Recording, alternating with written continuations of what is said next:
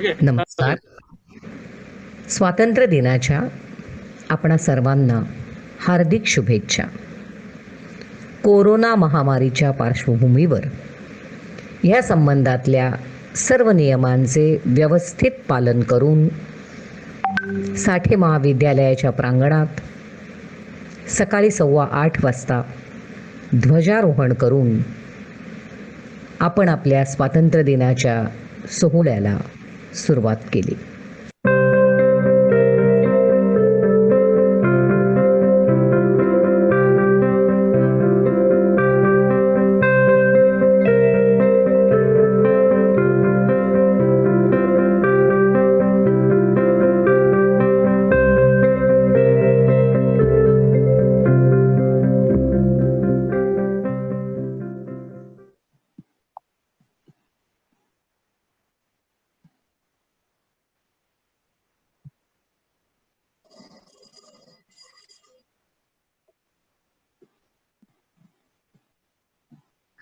A very good morning to everybody. On behalf of Patya Tilak Vidyalaya Association, I, LCPL Ninoshka D'Souza of Sathe College NCC unit, take great pleasure in welcoming you all along with the Sathe College alumni and our chief guest, Brigadier Sangram Dalvi sir, as India celebrates 74 years of independence. India attained independence from the British in 1947, following the independence movement noted largely for its non-violent resistance and civil disobedience. Independence Day marks the establishment of a free and independent India. It also marks the anniversary of the partition of the subcontinent India and Pakistan. After the independence, Pandit Jawaharlal Nehru was chosen as the first Prime Minister of India. He unfurled our tricolour flag at the Red Fort in the national capital, New Delhi, for the first time. We celebrate Independence Day to remember the lives that were sacrificed to gain this freedom, as they are the ones who struggled for our country. Furthermore, on this day, we forget our differences and unite as one true nation should. The period 1961 1971 was one of the most traumatic periods of the Indian Army. The period after 1971 war saw the steady modernization of the Indian Army with new equipment for modern wars. The Indian military ranks second in terms of number of troops after China. The paramilitary unit of the Republic of India is the world's largest paramilitary force at over 1 million strong. Eager to portray itself as a potential superpower, India began an intense phase of upgrading its armed forces in the late 1990s. India focuses on developing indigenous military equipment rather than relying on other countries for supplies. Most of the Indian naval ships and submarines, military armored vehicles, missiles, and are indigenously designed and manufactured. I would like to invite Dr. Madhav Rajwade, Principal, Sathe College, to enlighten us with a few words.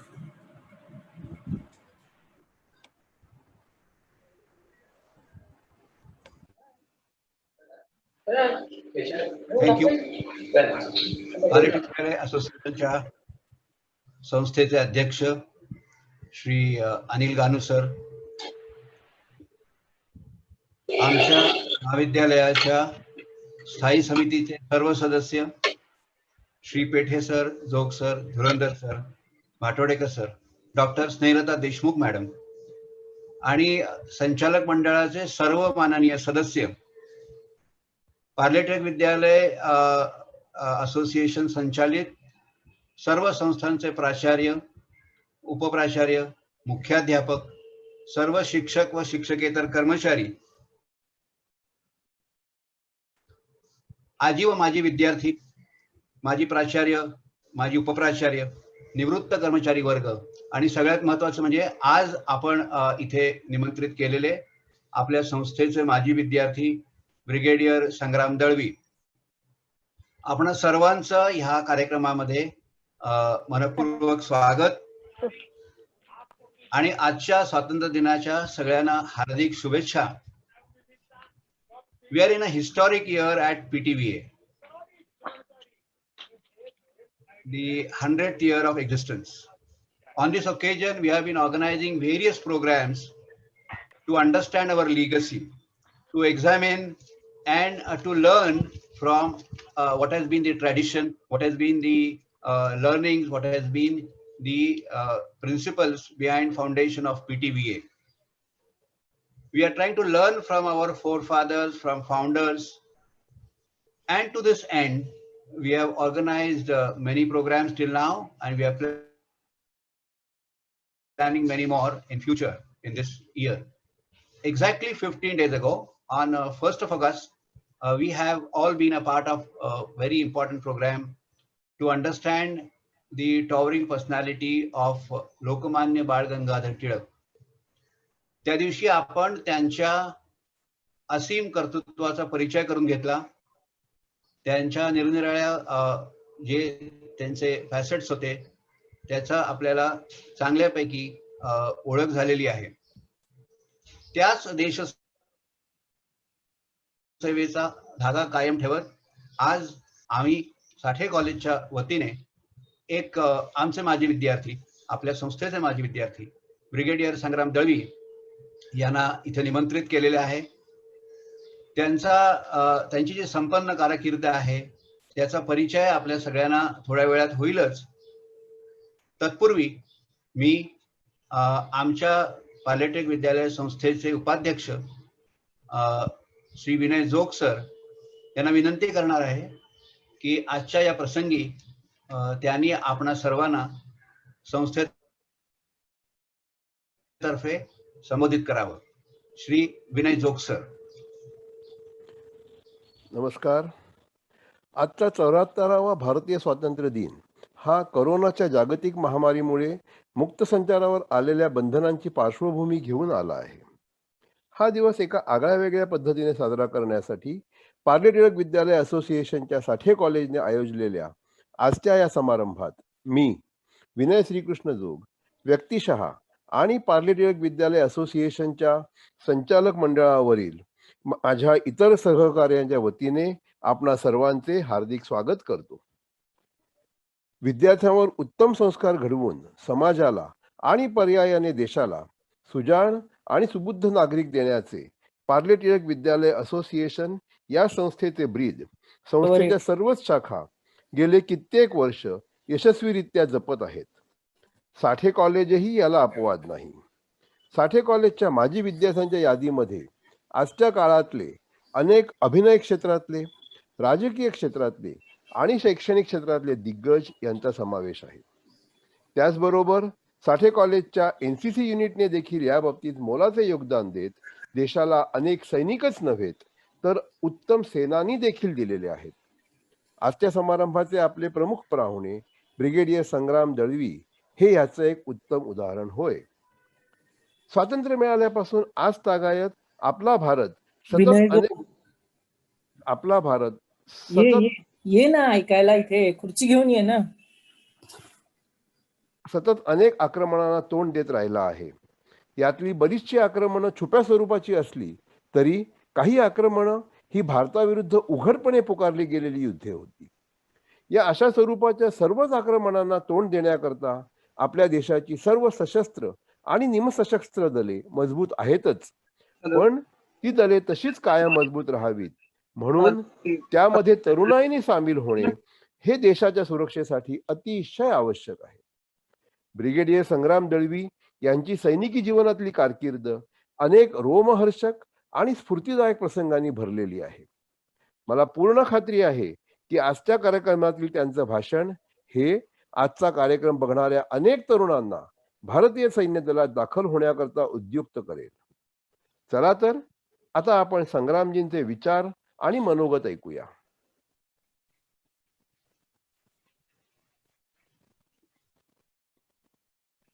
Thank you sir. Thank you, sir. We are very lucky to have with us Brigadier Sangram Dalvi, sir, on this virtual Independence Day. I would like to ask Srimati Swati Wagh, ma'am, to introduce the chief guest for us. नमस्कार. आपणा सर्वांना 74व्या स्वातंत्र्य दिनाच्या हार्दिक हार्दिक शुभेच्छा. आजच्या दिवसाचं महत्व काही वेगळंच आहे. ते केवळ स्वातंत्र्य दिन म्हणून नाही, तर आपल्या पार्ले टिळक विद्यालय संस्थेच्या शताब्दी वर्षातला स्वातंत्र्य दिन म्हणून त्याचं महत्व काही वेगळंच आहे. आणि म्हणून ह्या कार्यक्रमासाठी साठे महाविद्यालयाला त्यांच्याच माजी विद्यार्थी असलेल्या ब्रिगेडियर संग्राम दळवी SM अर्थात सेना मेडल ह्यांना बोलावून त्यांच्याशी संवाद साधण्याची मिळालेली संधी हा खरोखर आमच्या सर्वांसाठी दुग्ध शर्करा योग म्हटला पाहिजे. मुलाखतीला प्रत्यक्ष सुरुवात करण्यापूर्वी काही गोष्टी मला इथे नमूद करायच्या आहेत. औपचारिक जरी वाटल्या तरी त्या अतिशय प्रेमानं आणि आदरानं इथे आम्ही सादर करतोय. माननीय प्राचार्य डॉक्टर राजवाडे सरांनी सुरुवातीलाच आपल्या संपूर्ण पार्ले टिळक विद्यालय संस्थेच्या संचालक मंडळाला म्हणजे आमचे प्रेसिडेंट गानू सर असतील किंवा उपाध्यक्ष ज्याने आत्ताच इथे मनोगत व्यक्त केलं ते ऍडव्होकेट विनय जोग सर असतील, आपले ऑनररी सेक्रेटरी श्री DM पेठे सर असतील आणि संपूर्ण संचालक मंडळाचे जे सन्माननीय सदस्य आहेत त्यांचं स्वागत केलेलंच आहे. पार्ले टिळक विद्यालय संस्थेच्या कक्षेत येणाऱ्या सर्व शैक्षणिक संस्थांच्या आजी माजी प्राचार्य, शिक्षक, शिक्षकेतर कर्मचारी, पदाधिकारी या सर्वांचं स्वागत इथे केलेलं आहे. मी पुन्हा एकदा ते अधोरेखित करते आज या कार्यक्रमाची सूत्रसंचालिका म्हणून. आणि त्याचबरोबर मला काही गौरवपूर्ण उल्लेख इथे करायचे आहेत आणि ती माझी सर्वात महत्वाची जबाबदारी आता मला वाटते. आज काही माजी विद्यार्थी जे आपल्या भारतीय संरक्षण खात्याच्या अंतर्गत येणाऱ्या विविध व्यवस्थांमध्ये गुंतलेले आहेत आणि अतिशय कर्तृत्ववान अशी कामगिरी करत आहेत, ते काही माजी विद्यार्थी आज मुद्दाम इथे लॉग इन झालेले आहेत. या ऑनलाईन प्लॅटफॉर्मवर त्यांनी हजेरी लावलेली आहे. त्यांची नावं मी घेऊ इच्छिते आणि त्यातले आहेत सन्माननीय colonel Chandrashekhar Unni sir, major Ashlesha Tawde madam, major Rashmi जोजे मॅडम, मेजर भूषण बोरसे.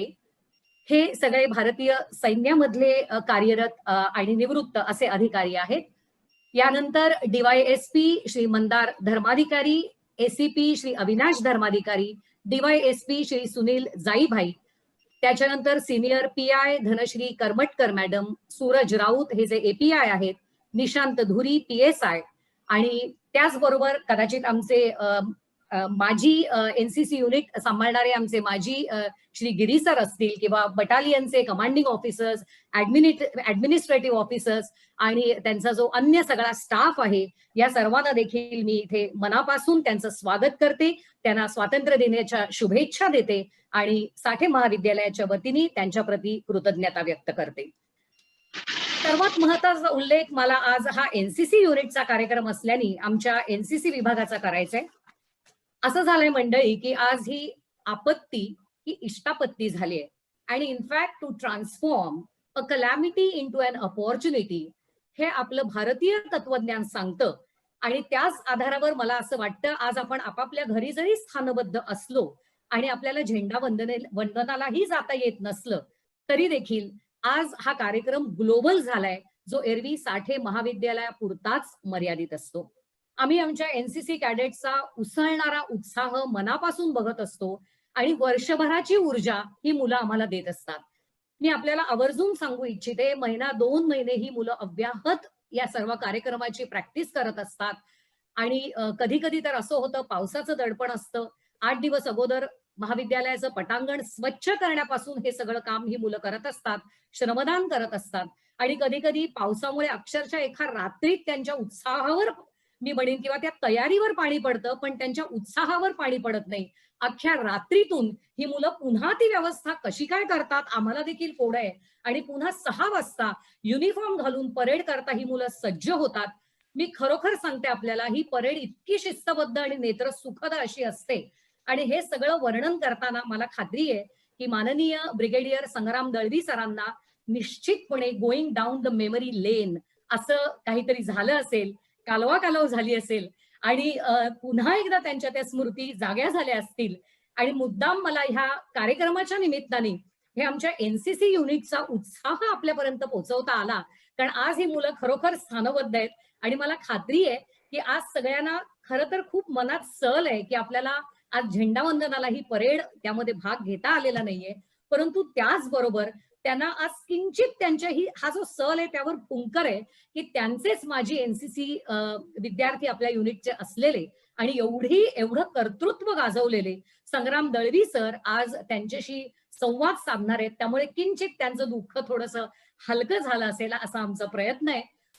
मी संग्राम सरांचंही इथे पुन्हा स्वागत करते आणि सर्वांचं स्वागत करतानाच एक इथे नमूद करू इच्छिते की हा कार्यक्रम बायलिंग्वल किंवा कदाचित ट्रायलिंग्वलही होऊ शकेल, कारण ज्याला जी लँग्वेज कम्फर्टेबल आहे त्यात त्यांनी बोलावं असं आम्ही मुद्दाम ठरवलंय.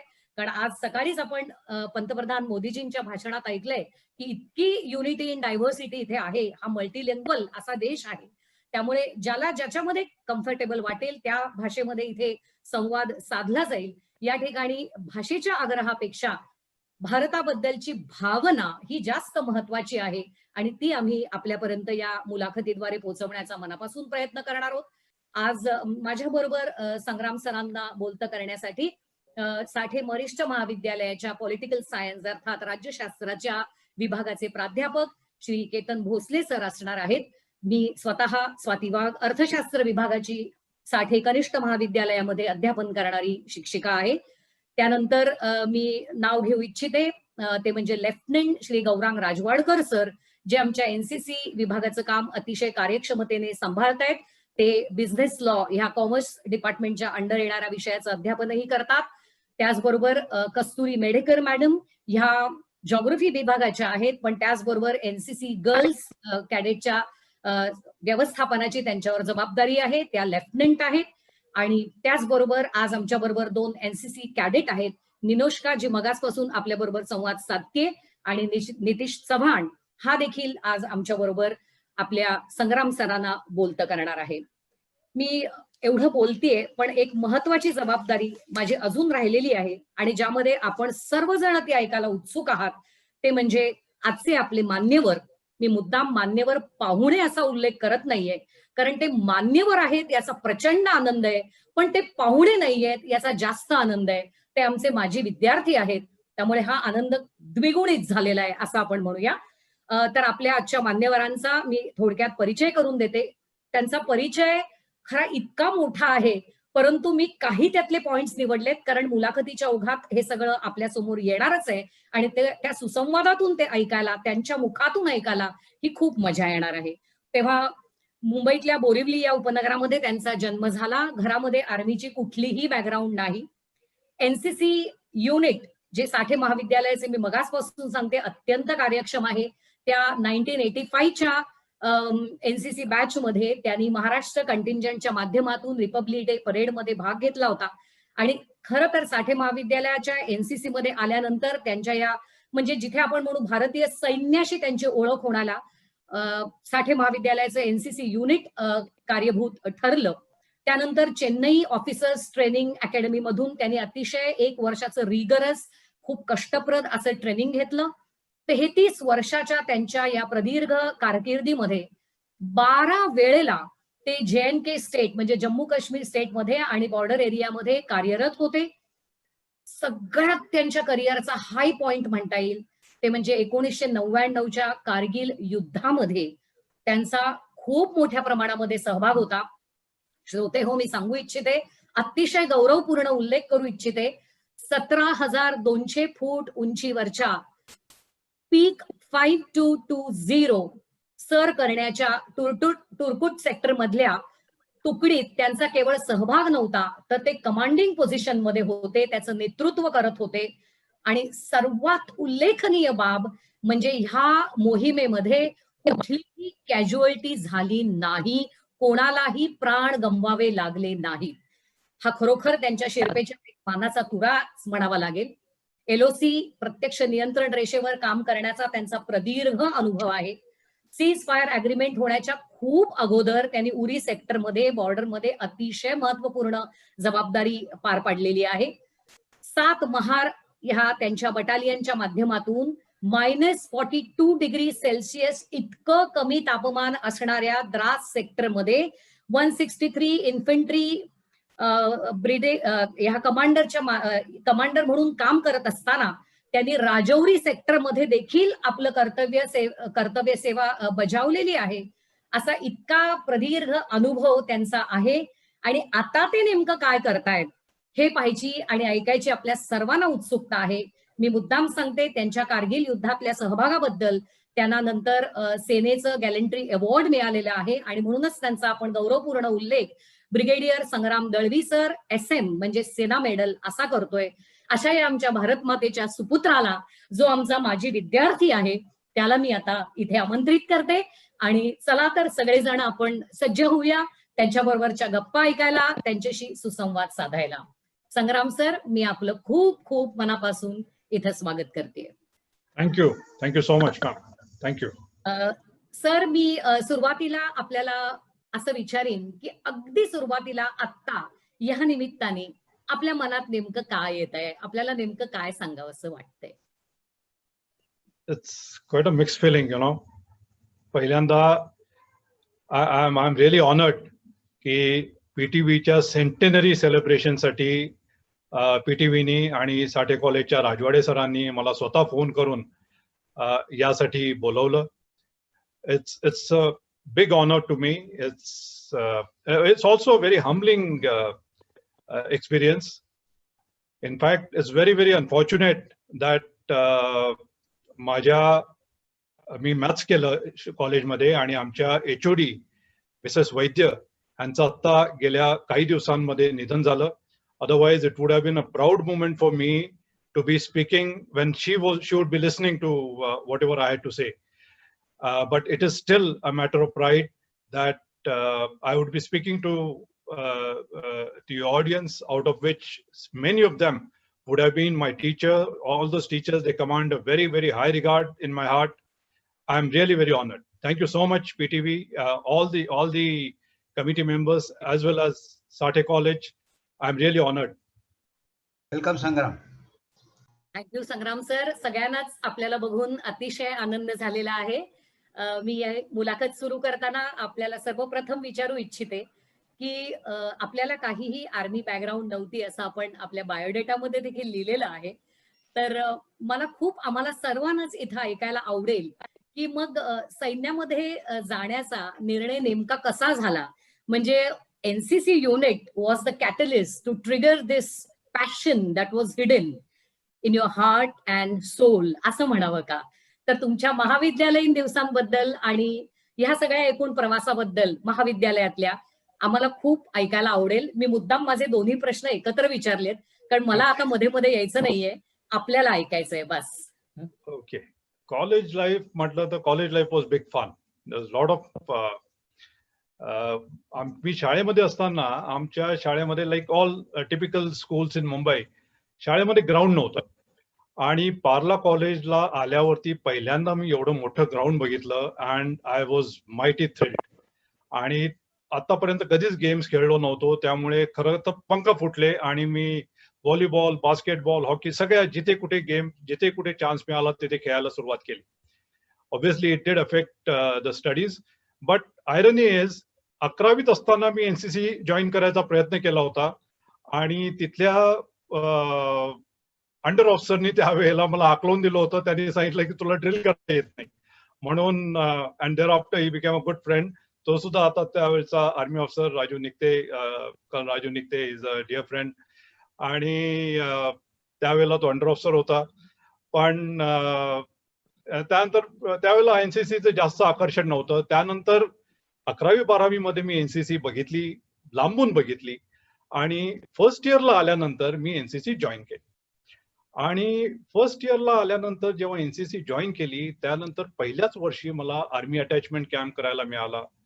त्यानंतर शेवटच्या वर्षाला रिपब्लिक डे कॅम्प केला आणि त्यावेळेला बऱ्याच वेळेला आम्ही बघायचो ते आर्मी युनिटचे young officers they used to wear goggles, and what swagger they had. They used to move around with a stick in their arms, and it was a very, very impressive sight.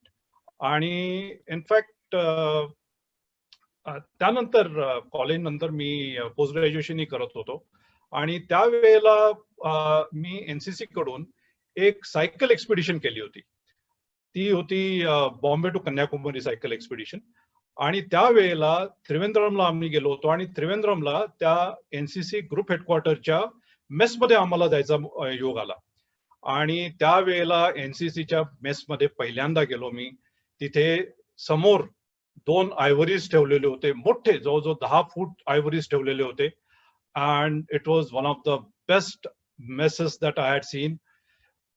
It was only an NCC mess, it's not even a conventional army mess. Conventional army mess has got a large number of war memorabilia, it has got a big history. असं काही नव्हतं तिथे. पण त्या NCC मेसला बघून मग माझं जवळजवळ confirmation झालं की this is my life, I want to join the army. It was not really a single trigger, पण NCC was a catalyst. There's no denying the fact that NCC was a catalyst, and त्यांनी मला दिशा दाखवली की इथेच जायचंय मला. आणि then thereafter there was no turning back. जसं ग्रॅज्युएशन झालं, ग्रॅज्युएशन नंतर within a year I was in the academy.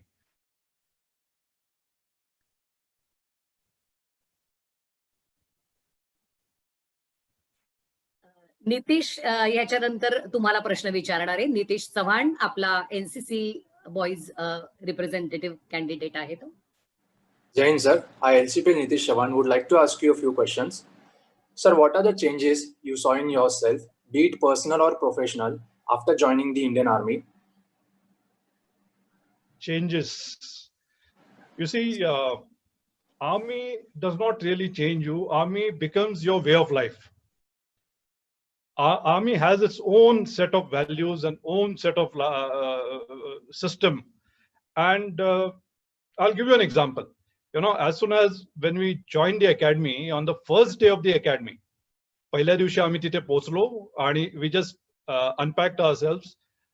Since we had an NCC background, some of us had an NCC background, so we were generally comfortable. We didn't have a problem. दुसऱ्या दिवशी आमचा platoon commander आला तिथे. He was a 6 feet 3 inches Gorkha officer and very smart looking young captain. He retired as a major later. आणि तो आला तिथे आणि ही वॉज ऍड्रेसिंग अस. आणि आमच्याबरोबर बरेचसे असे होते जे कॉलेजमधून आले होते. तर त्याच्यापैकी एक जण होता, एक student, he was a gentleman cadet, he is no army background at all. तर he was railing against the wall with one leg up in the against touching the wall, and he had his hands in the pocket, and he was listening to whatever the platoon commander had to say. Oh, when that platoon commander saw this guy, he blew his top. आणि त्यानंतर 2 तास आम्हाला कळलंच नाही की आम्हाला punishment का होते. 2 तास त्यांनी आम्हाला पनिशमेंट दिली, आणि 2 तासानंतर त्यांनी आम्हाला सांगितलं why we were punished. He said that when you join the army, when you are representing the Indian Army, your turnout and your bearing is of utmost importance. You are representing the Indian Army and you cannot let it down. So you cannot be loosely attired, you cannot be shabbily dressed. Whenever you are representing the Indian Army, you have to look smart and you have to behave smart. So that was the first lesson, and it was a big learning. And second lesson also in this was that whatever you do in the army, it is one for all and all for one.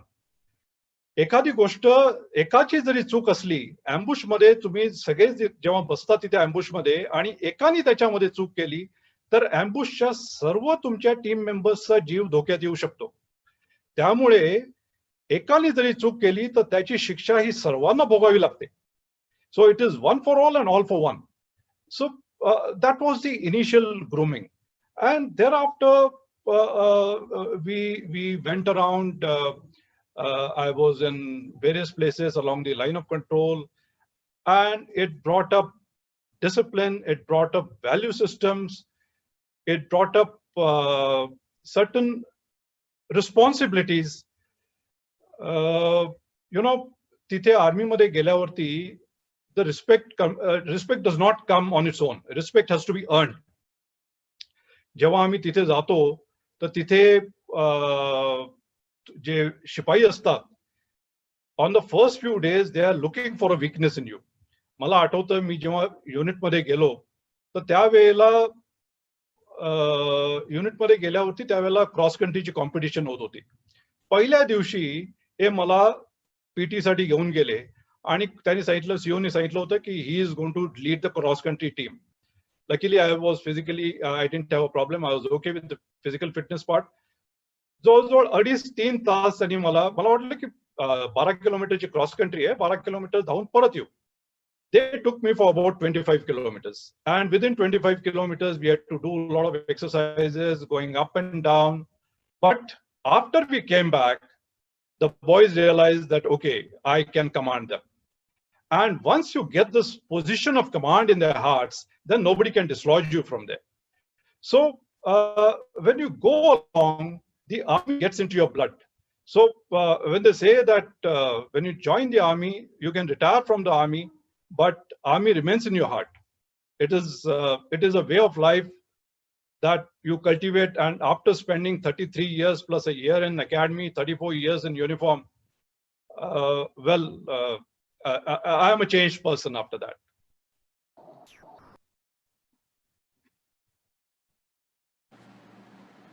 Yes, sir. Sir, my second question is, if you could join any other career other than the army, what would it be and why? While in college, I had given a number of exams. I had given the police sub-inspector exam, I had given MPSC exam, but all my focus was towards the uniform services. Services in uniform, not exactly uniform services. Uniform services has a different connotation. Services were uniform. I wanted to remain in the that glamour of uniform that I had seen while in NCC. It wouldn't just leave me. And I wanted to remain in that. So I gave a large number of exams. It is a matter of chance that results of the army exam were the first ones to come, and that's how I joined that. Otherwise, had I not cleared the army exam in my first attempt, I had cleared the police exam, I had also cleared the paramilitary forces exam, I would have probably landed up in any one of them. But the glamour of uniform was far too much to think of any other job other than the services in uniform.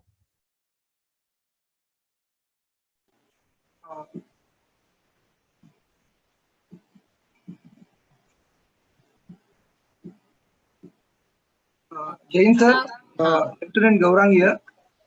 So sir, मला प्रश्न विचारायचा आहे की like जसं प्रत्येक leader शिवाय कोणताही troop किंवा कोणताही जे काम आहे ते पुढे जाऊ शकत नाही. So what will be the leadership qualities as a army person so cadet should grab from the NCC? A leader has to inspire his followers. So a leader, I think the most important quality for a leader is to set an example. Because a follower will follow a leader only when he sees that the leader is better than him. In the army, as I told you, the Jawans don't blindly follow you, they test you at every stage.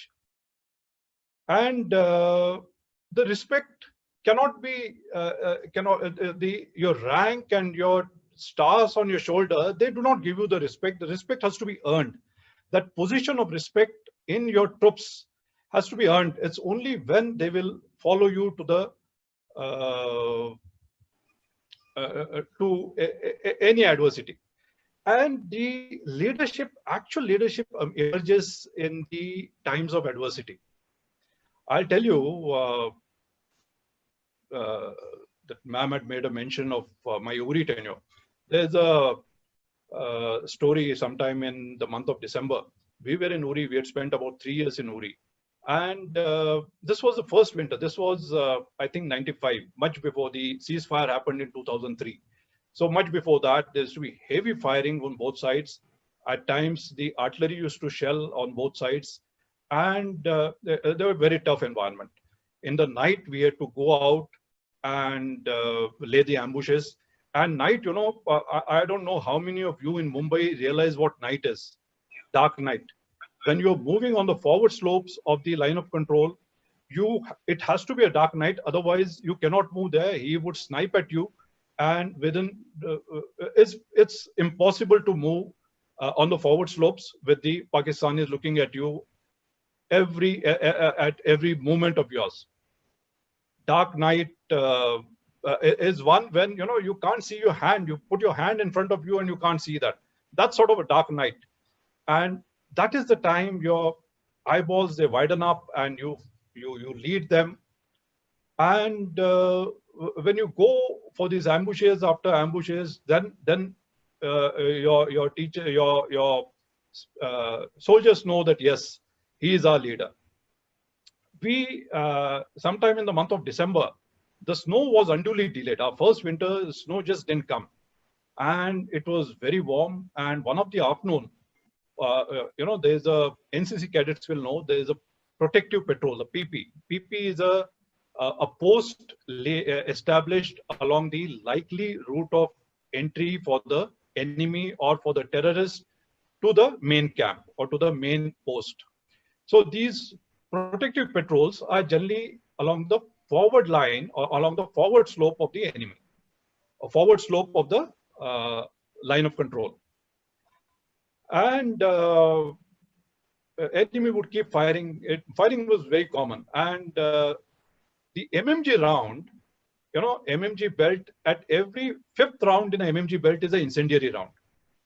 In the night, the incendiary round shines, so you know whether you're firing at the correct target or not. Otherwise, in the night, it's very difficult to identify where is your target. So the incendiary round helps you in aligning your machine gun to the target.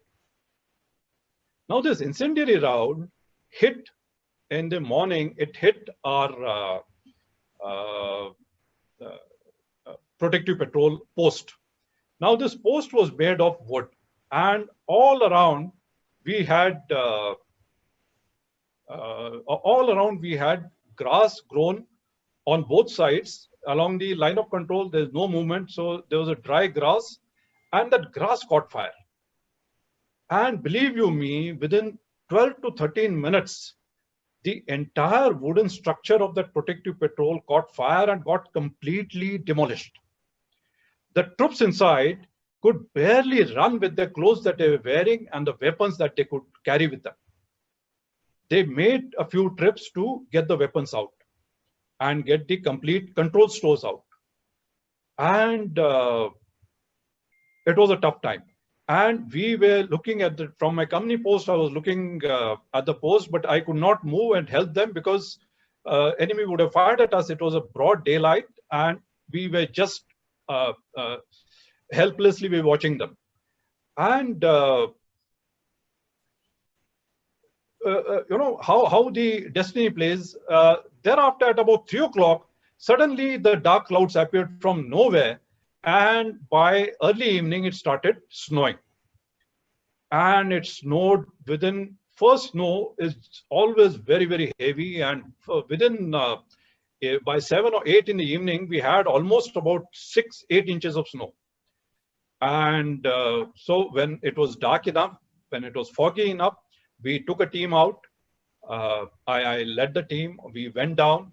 We were attired in the complete whites. We have a snow uniform, which has got a white top, white bottom, white shoes, and a white cap. And we went down, and I took the warm food and tea and some eatables for them. I had taken the warm clothing for these boys. The boys were shaken, but they were okay. There was no major, the whole day they were sitting behind a stone just to hide themselves from the enemy fire. The enemy fire would not stop. And we went down, and then he told me, कि साहब एक गलती हो गया, machine gun, medium machine gun का spare barrel अंदर ही रह गया. Spare barrel was kept under the bed of the platoon commander, and that got left out. So I said, let me go and see if we can find it. And we stepped inside, and As soon as we stepped inside, heavy volume of fire came on us. And within seconds, I could make out that the area which had burnt out was completely dark. And we, two of us, platoon commander and self, who went inside to look for that. We were in our whites. We went inside, and enemy opened all his weapons on us. We jumped out within a matter of seconds. We jumped out and laid ourselves on our face along on the snow. The temperature was negative. We had snow all around us, but all of us were sweating through all our holes, and it was a tough time. Luckily, the firing continued for about 45 minutes. 45 minutes we were lying on the snow, but luckily, thanks to the firing accuracy of our enemy, we survived. We did not have any problems, and we came back. And thereafter, mind you, I stayed with them for 3 nights, looking for that medium machine gun. So if you tell your followers that you are with them, come what may, in all adversities, you stay with them, they will follow you to wherever you take them. Otherwise, army is an institute where the troops sign a blank check with its life written on them, and unless you find that place of respect in their heart, they would not follow you. So you have to be a good leader, and all our army officers, they are selected after a very rigorous SSB to check their psychological potential, their psychological positivity, and only the leaders which can set an example, they reach there. And the result is for us to see, out of 527 casualties that we had 20% of them were the officers. So all our officers, they lead from the front, and that is, I think, the most important character that the leader must possess. Thank you, sir. तुम्ही जे video, तुम्ही जे तुमचे experiences share केले, त्याच्यावरनं leader काय असावा याचा एक अंदाज मुलांना नक्की येईल. माझा दुसरा प्रश्न असा आहे सर, की जे आर्म फोर्सेस मध्ये ज्या रिक्रुटमेंट होतात, त्याच्यामध्ये मोस्टली जी गावातली मुलं असतात ही मोस्टली त्याच्याकडे स्पेसिफिकली आकर्षित असतात. शहरातली मुलं मोस्ट प्रॉब्ली ते तिकडे आकर्षित नसतात. त्यांना प्रोफेशनल जे जॉब्स आहेत किंवा प्रायव्हेट जॉब्स आहेत त्याच्यामध्ये आजकाल जास्त आकर्षण असतं. So how you will inspire today's youth to join the arm forces? Well, your observation has been very, very right. Let me tell you, a Jawan today, a 10th class Jawan, he is supposed to be 10th class pass Jawan. He 17 and a half years old, the age limit is 17 and a half years. 17.5 वर्षाच्या 10वी class pass जवानाला जर का जो army मध्ये जर का तो भरती झाला तर त्याला 40,000 रुपयाच्या वरती पेमेंट आहे. पण बऱ्याच कमी लोकांना याची माहिती असते, किंवा ज्यांना माहिती असते त्यांना घर सोडायची इच्छा नसते. त्यामुळे आता हे मुंबईतल्या लोकांना ह्याचं आश्चर्य वाटेल, पण मुंबईतल्या सगळ्या वेकन्सीज सातारा, सांगली, कोल्हापूर घेऊन जातात. मुंबईतली मुलं ही आर्मी जॉईन करायला कचरतात किंवा त्याला ते जॉईन करायचा प्रयत्नच करत नाही. जेव्हा केव्हा भरती होते, मी रिक्रुटमेंट मध्ये 2 वर्ष काढलेली आहेत, त्यावेळेला आपल्याकडची मुलं खूप कमी जातात. म्हणजे आपल्याकडची म्हणजे मुंबईतली मुलं खूप कमी जातात. महाराष्ट्रातली खूप मुलं आहेत आर्मीमध्ये, पण मुंबईतली मुलं खूप कमी जातात. पहिलं महत्वाचं कारण त्याला असं आहे की lack of awareness. Most of them do not know the process, and I think NCC has a lot to do in this. If through NCC, if we can conduct these capsules, conduct better awareness for them, we'll be able to spread the word that this is a very, very simple exam. It's a very mechanical exam actually. 100 marks for physical, 100 marks for written. So if you get 100 out of 100 in physical and written, even if you score about 50-60 marks, you are in the merit list. So it's not a very difficult exam. And NCC does have a special place there also. If you've done the C certificate exam, then you do not have to appear for the written test, neither for the officers nor for the Jawans. So NCC C certificate carries a lot of weightage for the army recruitment, for the commissioned officers, as well as for the Jawans. So I think they have to be made aware of the opportunities in the army. And I mean, after spending 33, 34 years in uniform, I have no doubt in saying that this is the best profession in the world. I mean, I can apologize to the teacher fraternity here. I understand yours is a very, very important job. But in spite of that, let me assure you, I have myself become a teacher now after retiring from the service. But this is the best job in the world. There cannot be better job satisfaction than this. When you come back in the night after a grueling ambush, spending 2-3 nights in the ambush, spending your time with the Jawans, spending nights under the open skies, and you come back, you get that cup of tea in your tent. My God, what a pleasure it is. It is, there cannot be a comparison to what a corporate world can give you. Corporate world can probably give you better material life, but it cannot give you the satisfaction. It cannot give you the life-changing experiences that the army can give you. And the army brings the best out of you. You see, when you join the army makes you a specialist in everything. In the army, one is required to be a human resource manager. The army is required to be a supply chain manager. Army is required you to be educationist. You name it, event manager. Everything you will have to do some way or the other. And with the neighbors that we have, you get a lot of opportunities to find actual operations, to be part of actual operations. I mean, there cannot be better adventure than this. So I think army brings the best out of you. So let me tell you, when we joined, the pay was not as much, but today the pay is substantial. It is almost comparable to the corporate world. The privileges are quite a lot. The respect that you command in the society is commendable. So I think it's just a lack of awareness. If we make our youth aware of the opportunities that are available in the Indian Army, I'm sure much more of them from Mumbai will opt for this profession. Thank you so much, sir. Jai Hind, sir. Keeping in mind Prime Minister Modi's speech today about increasing the NCC strength by 1 lakh and giving 1/3 preference to girls, I would like to know, sir, what is the scope for girls in different fields of the Indian Army, such as intelligence and other departments? Okay, NCC. Last 2 years I was in NCC. Okay, I was a group commander. So I don't know why you're talking about 1/3, because my aim when I was in my group, was to have 50% of the girls. So 1/3 is probably below our aim. That notwithstanding, the central government has already issued directions that they are increasing the strength of NCC. That's a very welcome change, because I have seen large number of very, very motivated students who cannot join the NCC and they get dejected.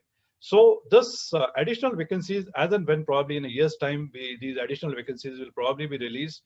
So as and when they're released, I think it would help quite a lot. And I'm sure the girls must join this, because in last 2 years that I have seen in the NCC, I have found the girls to be more motivated than the boys, and they're more focused than the boys.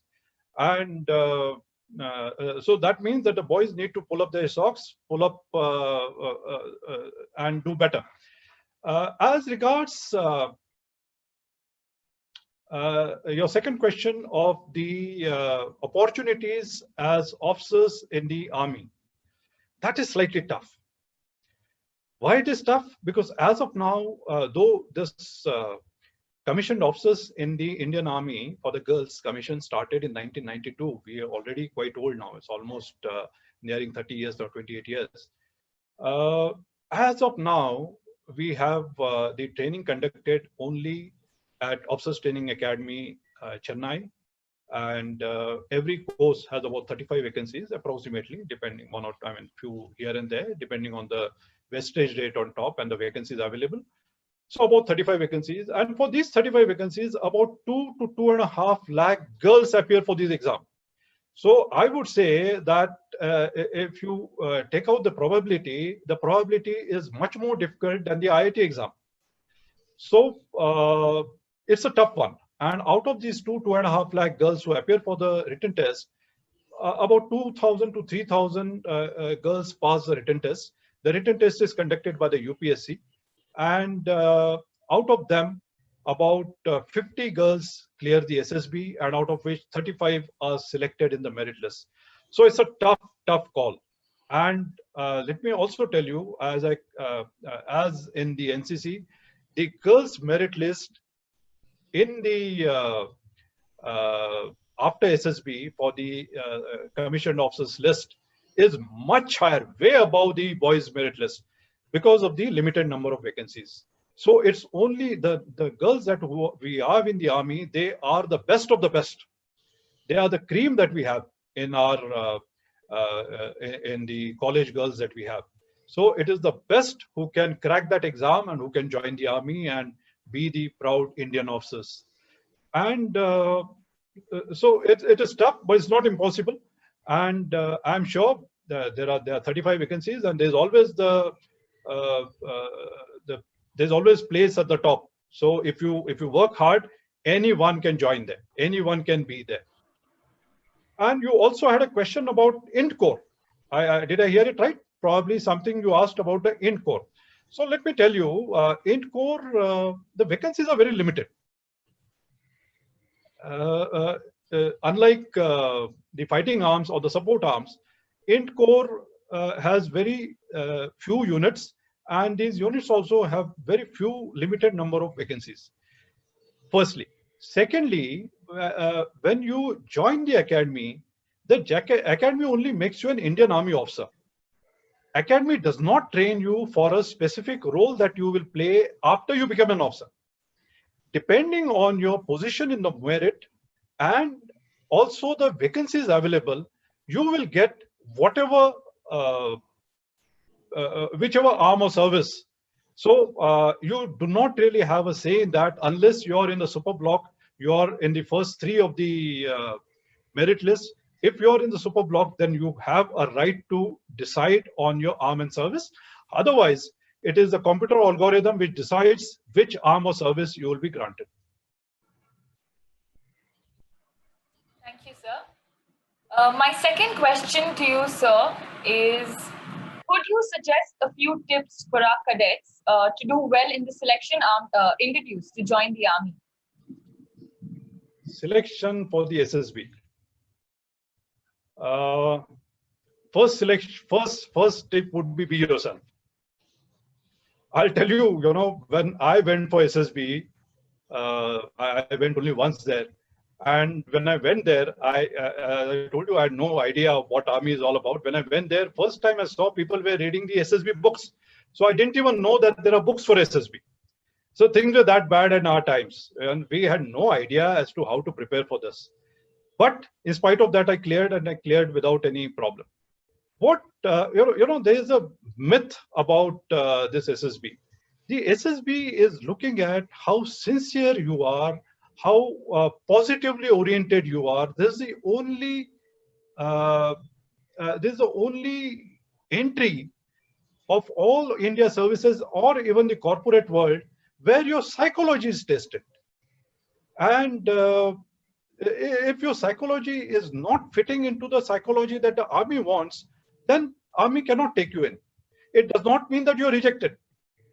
I mean, there have been cases where our ex-president Abdul Kalam and Amitabh Bachchan have not been selected in the SSB. It doesn't mean that they have been rejected. It is just that they have not been found suitable for the SSB. That notwithstanding, what SSB is looking at is a certain type of positive attitude, which if you have, then you have it. You cannot cultivate it by undergoing training. because if you do that, then the psychologist will catch you and will reject you, because it is either there or it's not there. Second thing about the interview, interview it takes about 45 minutes to 1 hour interview you have, and the interviewer asks you questions only about yourself. He asks you questions. My interviewer asked me questions about my Republic Day parade and the cycling expedition that we had done. In fact, all my questions were revolved around the NCC activities. And since I had been thorough with them, I had no problems in answering them. So you have to be very sincere in whatever you do. You must cultivate hobbies, and you have to be very thorough with whatever hobbies you have. And another important thing is that you have to be aware of what is happening around you, the current affairs, domestic current affairs, your neighbors, the neighboring countries, and the world current affairs. You should be able to analyze them. That means you have to read the newspaper. All those who want to appear for the SSB, who want to join the services, they have to read the newspaper. They have to read the center editorial page of the newspaper. Editorial page and the news, they give you various aspects of the news. These opinion makers mold your opinions. After reading 3 or 4 articles of varying opinions, you form your own opinion. And when you form your own opinion and when you can express your opinion, let me assure you, no SSB can stop you. So it's not very difficult. You just have to be yourself and be very thorough with the current affairs. Read the newspapers, and cultivate a hobby, and be very, because hobbies are a very important aspect of a personality development. If you have a good hobby, and if you're sincere with your hobby, be it reading, be it bird watching, whatever hobby you might have, but if you are good at that, stargazing, whatever it is, if you're good at that, and if you can convince the interviewer that you know your bends, then no interviewer can stop you. So I think all the girls who are motivated enough and all the boys who are preparing for it, it's an open field. Anyone can crack it. Thank you, sir. Jayant sir, my question to you is about the Kargil conflict, sir. As you have been part of this Kargil conflict and you have been awarded with the Sena Medal for the gallantry capture of a post, could you please tell us something about your role in the Kargil war, sir? We are quite excited for this part also, sir. Okay, nice to see you. And you see, Kargil war is obviously the high point of my career. I joined the army to be able to fight a war, and the destiny gave me that opportunity, and it was the best opportunity in my life. It was the best phase of my life. There was 2.5 months we were there in the operational area, about probably 3 months, just short of 3 months we were there. They were the best times of my life. In fact, the camaraderie that you develop during those war times are the lifelong bond that you create. But it started off on a very, very succinct note. Sometime in the first week of May, we also the only battalion which was in Ladakh that time, which was not deployed, which was in a circulation, which was not deployed on the line of control or on the line of actual control. So we were the only spare battalion, so to say.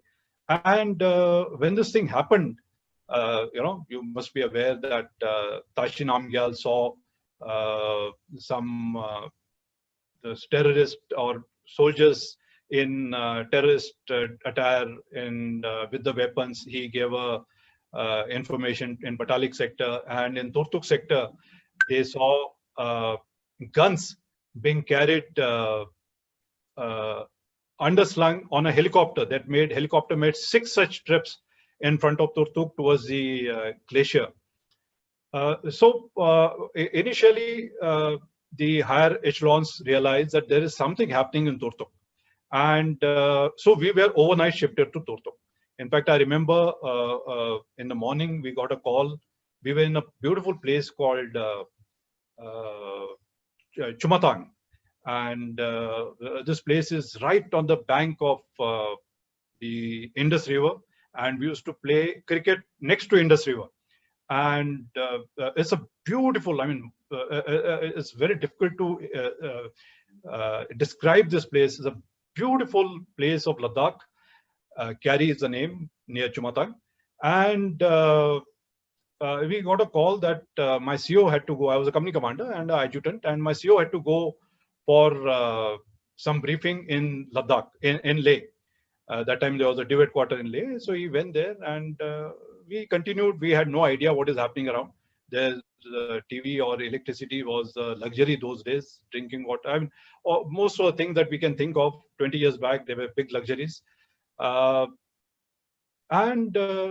when afternoon happened, nothing, there was no news, and I called up. So there I was told that he's still in the operations room, and there was no news. At about 3 o'clock, he came out to tell me that, Sangram, we have to move out in the night, be prepared.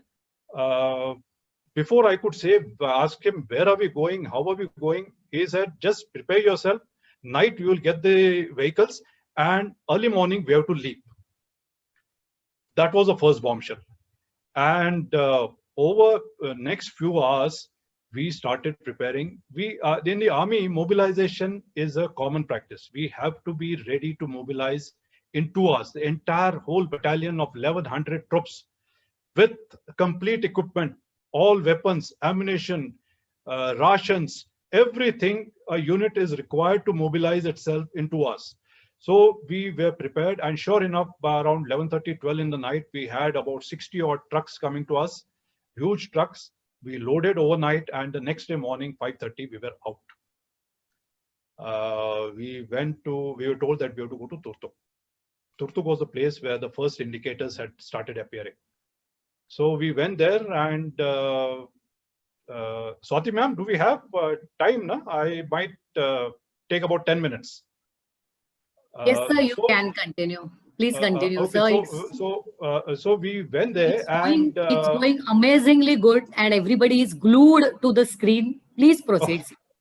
Thank you, ma'am. So we reached there, and there was no information.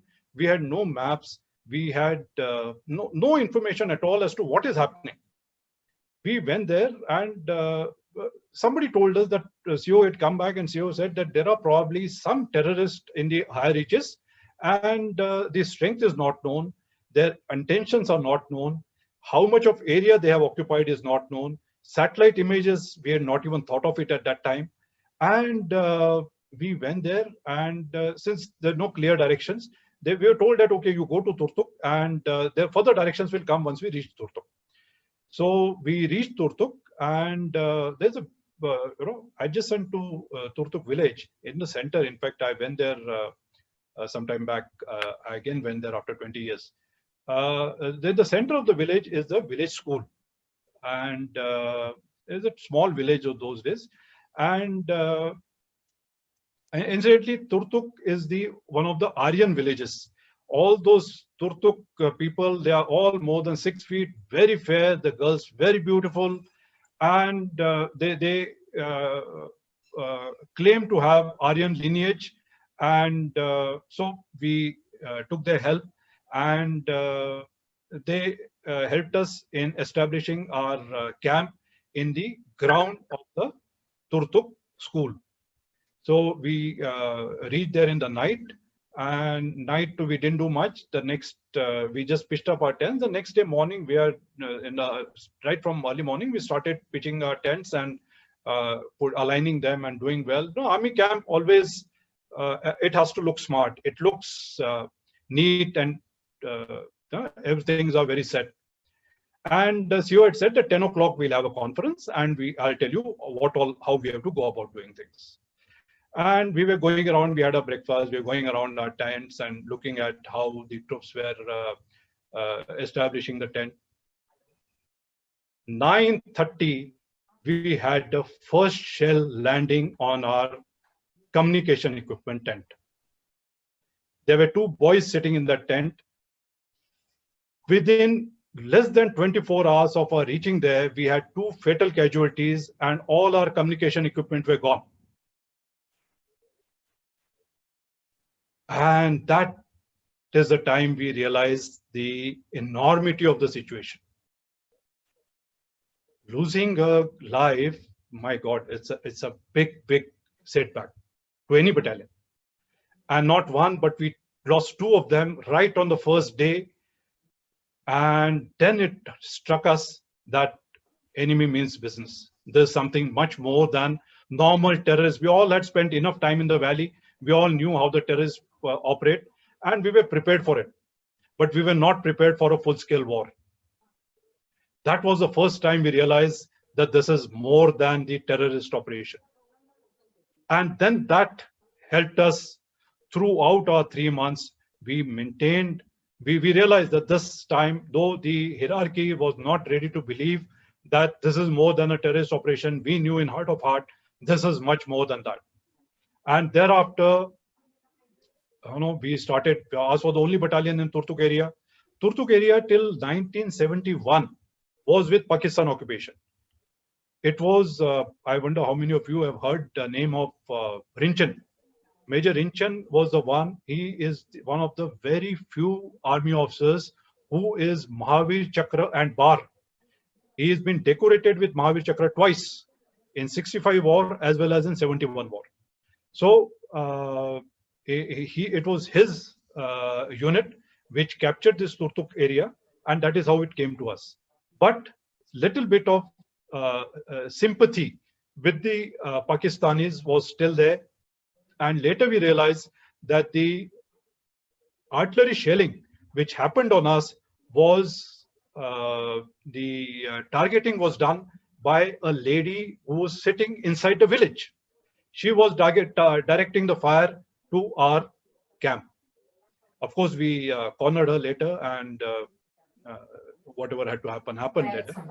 But this was, thereafter we went up to the reaches, and thereafter we started looking around. First thing we got was the maps of that area. And after getting the maps, we went in. And a couple of incidents I'll tell you, first thing that was given to me, my company was on the extreme, western extreme towards Batalik. And between Turtuk and Batalik is a Chorbatla. La is a pass, and Chorbatla pass is at about 18,500 feet. And my task, first task given to me was to cross Chorbatla pass and lay a communication line with the unit which was across Chorbatla point, Chorbatla pass. So on the map, it looked like about 12 to 14 feet, 12 to 14 kilometers of area between us. And there was about 3 kilometers of glacier. But we said, okay, 12, 14 kilometers, that area has got 3 enemies. First is the temperature. Temperature goes to about -20, -30. In fact, in Dras, we have had -40 also. Any naked part of your body, if it touches a metal, it gets stuck. You put your finger into the, your finger touches a weapon, naked finger touches a weapon, it's very difficult to retrieve it back. It peels off your skin. It is that tough. There are diseases which come with the temperature. There are second problem is the altitude. Altitude at that at about 18,000 feet, the oxygen level is very low. In fact, it is 1/6 of what we have in Mumbai at the mean sea level. So about 15 to 20% of the oxygen level. So body takes time to adjust to that level of oxygen. So every step that you take, it's a very, very difficult step. And you cross that, climbing becomes very difficult. And third, of course, our friendly neighbor, the Pakistani soldier is always there with us to welcome you if you are found lenient at any stage.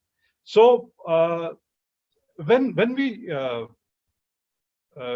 actually started at about 5:30 in the morning, my expectation was that I'll be there by around 2 o'clock. I'll have hot lunch there and probably spend the night, and the next day morning I'll come back.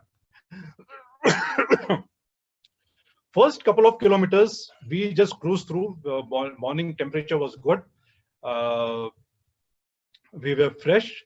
First 3 kilometers we did in about 1.5 hours.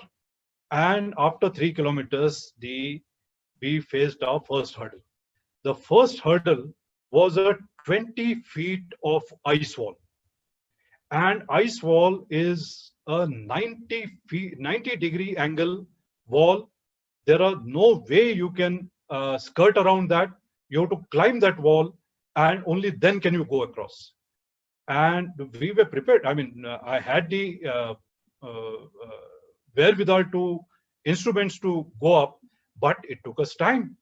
It took us, we had the best of our mountaineers who went up, and then everybody was pulled up, then everybody was taken up, all our luggage was taken up, and we had 3 of these, not 1, not 2, but we had 3 of these ice walls. And by the time we had crossed the 3rd ice wall, we were exhausted. I mean, all our, by the time when sun was out, sun at that altitude is very bright, very strong. It starts, you start sweating, and thereafter you finish all your water, and thereafter every step becomes very difficult. We were putting that, using the ice, no ice, the ice was very fresh. We were putting ice into our mouth and walking. And as luck would have it, we had a casualty. One of us, he could not move. And then we had to take him along on our shoulders. By the time we reached, crossed Chorbatla, it was about 5, we crossed Chorbatla, and thereafter it was going down. Going down, we reached at about 8 o'clock. We reached 8 o'clock, we laid the line, and I could call up my CO and tell him that, yes, we have laid the line, and I have reached the unit. And all of us, out of exhaustion, we just conked off thereafter. It was one very, very tough ride, and a very, very memorable one. But we did achieve our the aim that was given to us, the target that was given to us, objective was served, and the line was laid. We spent 1 additional day there, and the 3rd day we came back. Coming back was relatively easier. It wasn't so difficult. So that was it. And then on 14th November, you see, this Turtuk, if you have an understanding of West Ladakh, the intrusion was in Dras, Batalik, Dras, Kargil, and Batalik. So Dras, Kargil, and Batalik, and the 4th subsector was Turtuk. These first 3 subsectors were directly observing the national highway. Turtuk was not directly observing the national highway. So the first attacks went into these 3 areas. So after these 3 areas, Tiger Hill, Tololing, Batra Top, once all these were captured, then the attention shifted towards Turtuk. And ours was the first attack, 5220. That was a major feature in that area. And that feature was the one which had a look into the complete Turtuk ball. And this task was given to us. And we were told on 9th of July that 14-15 July was a dark night. It was a moonless night. And we had planned an attack on the night of 14-15 July. And on 9th July, as soon as we got to know about it, we went to a place called 5350. This was a place which was right opposite, about a kilometer away, less than a kilometer away. And we spent 1 full day in the open observing the enemy. and we realized that the enemy had 4 bunkers facing us. Each bunker had about 3 to 4. We counted about 12 to 13 people roaming around in that area. And there were likely to be about 4 to 5 more towards the depth areas, a total strength of less than about 20. So we identified the bunkers. The bunker in the center was the command bunker, which had which was a double-story bunker. Mind you, these people had come inside, constructed double-story building in our area, but this area was not occupied, so we didn't come to know about it. And on the first floor was the observation tower, OP, observation post was established there. The observer OP would sit there and observe the area, and underneath that a machine gun was placed to cover the likely routes of likely approaches.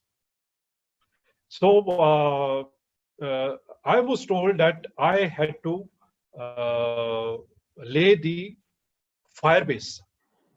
Now fire base was at 5350, which from where we carried out the reconnaissance of that area.